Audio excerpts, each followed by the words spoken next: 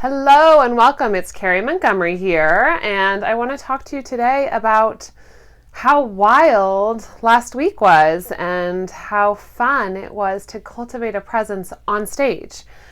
Main Live was very successful, and in a couple weeks you'll have the video and you can all see the event and what I spoke about.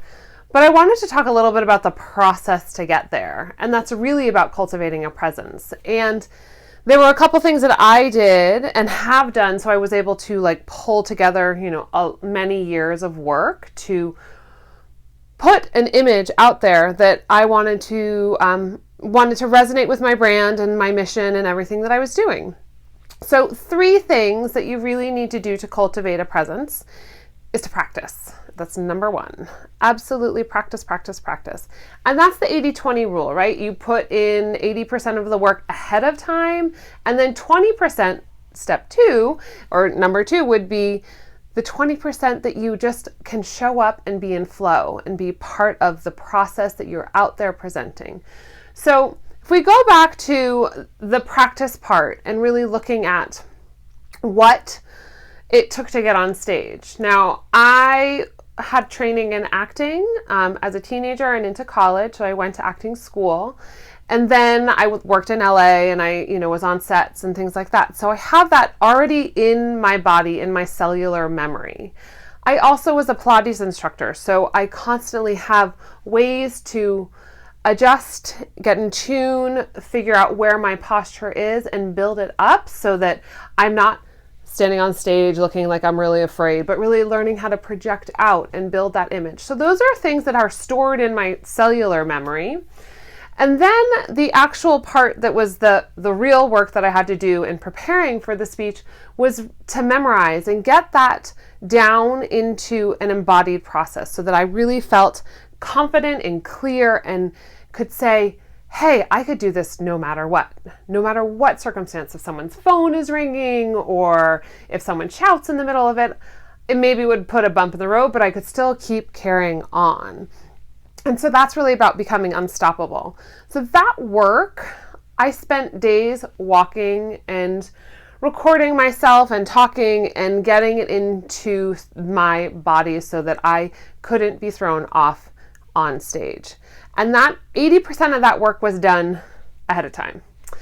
Then when I got to stage, I really was super grounded in my presence, and that allowed me to speak from a very natural place.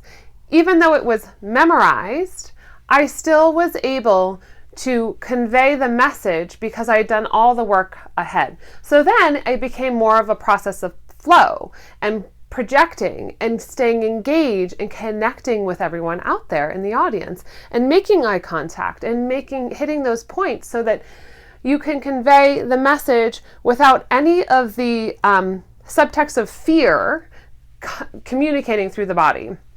And so what that can look like on stage sometimes is if you're pacing back and forth or you're rocking. Like my practice performance, I conveyed that I was rocking a little bit, and there was definitely some fears there. What I also did in my speech was I incorporated my outfit as a description. I am a stylist, so then I used that as a tool. I also used it as a grounding tool so that in the speech, in case I got lost, that was a place for me to go back to and ground myself. And I knew that I could use the tangible, real things on my body to get back into focus.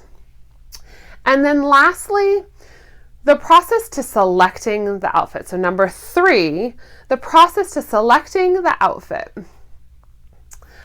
I really went through the internalized messaging of how I could be most effective and powerful on stage. So when you hear my speech, you'll hear that I wanted to dispel any fear in my body as I was standing up there. So I wore long flowing pants. I wanted to have broad puffy sleeves to enhance power and strength. And then I wore a necklace that reminded me to be heart-centered as I spoke. So those 3 little elements as I chose my outfit, because I knew that's what I would be working with, what I needed to enhance and dispel and project, those three elements allowed me to stay present and allowed me to trust that I was going to do my job correctly on stage. So, and then lastly, the one little magical thing that happened was I had invited quite a few people, and thank you for everyone that did show up, but I invited my tribe, my mastermind of women that I've been working with for the past, I think it's 2 years now. And they showed up and were honored at the speech, and that was really, really awesome. It was so exciting to see them there. The image that you see in the email is of them being recognized by Lisa Belisle. And it was just a really beautiful moment to know that there is a powerful group of women that are standing behind me. And I chose to have them in a reserve section so that they were up front and I could have their support like projecting out towards me.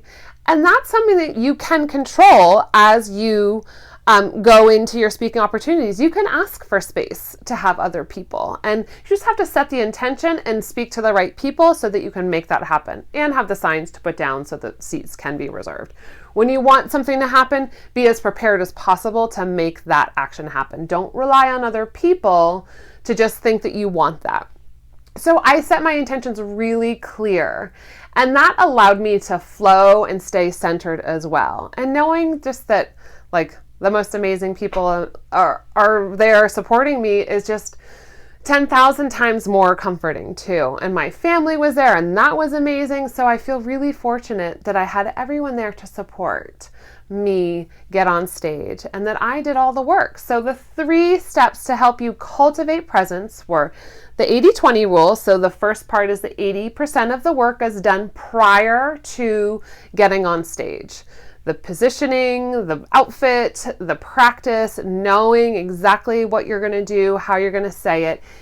And then the second step is the 20% of the work is done actually just getting on stage that day and staying in your presence and cultivating that energy and embodying yourself and staying in tune and in focus. And then lastly, it is about identifying what you physically need as an outfit to do those to step on stage and to stay present with yourself. And so really identifying what you need to project out there, what you need to support yourself. It's very different for everyone. This is a lot of the work that I do with my clients so they can understand a little bit more what will support them, what they can release, how they can find some different movement in their body when they're on stage and they aren't used to being out there and projecting themselves. I'm so glad that you're here with me today. I can't wait to share more tips and tricks and lots of fun events coming up. So we'll keep you tuned and posted. Thanks so much. Have a fabulous day.